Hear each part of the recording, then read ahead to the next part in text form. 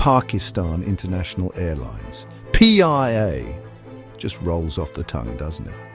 Or at least it used to. Back in the day, PIA was like the Emirates of the East. Swanky, reliable. They even gave you hot towels. It was enough to make you forget you were crammed in economy with a screaming baby and a chatty seatmate.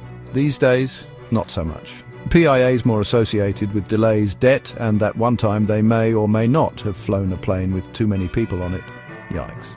So, how did we get here? How did the pride of Pakistan become, well, a cautionary tale? Buckle up, folks. We're going on a turbulent journey through the rise and fall of PIA. Think of it like this.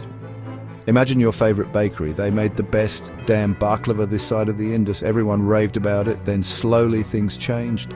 The baklava dry, the service rude. And don't even get me started on the questionable hygiene practices. That, my friends, is the sad, sad story of PIA. Let's rewind to the 1960s. Pakistan was the new kid on the block, fresh off independence, and PIA was their golden child. They were flying high, literally, connecting Europe and Asia with their shiny new fleet. They even had this snazzy logo with a stylized Urdu letter, classy. PIA was more than just an airline, it was a symbol of national pride. They were pioneers, the first Asian airline to fly a jet plane across the Atlantic.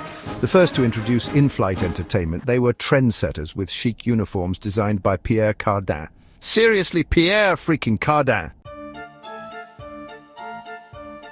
So, what happened? How did the airline that once rivaled the best in the world become, well, less than ideal? There's no single reason, but let's just say a few questionable decisions were made. Imagine this, you're the head chef of a successful restaurant. You've got a winning menu, a loyal clientele, and Michelin stars up the wazoo. Then one day, you decide to fire half your staff, replace the menu with instant noodles, and let pigeons nest in the kitchen. Disaster, right? That's kind of what happened with PIA. Mismanagement, corruption, and political interference all played their part. It's like someone took a perfectly good samosa and decided to fill it with sadness and despair. Add in economic instability, rising fuel prices, and increased competition, and you've got yourself a recipe for, well, not a Michelin star, that's for sure.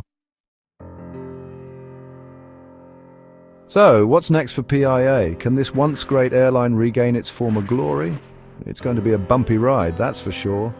Think of it like trying to revive a wilted houseplant. It's going to take a lot of TLC, a whole lot of fertilizer, and maybe an exorcism or two to get it back to its former glory. PIA needs a serious overhaul from top to bottom.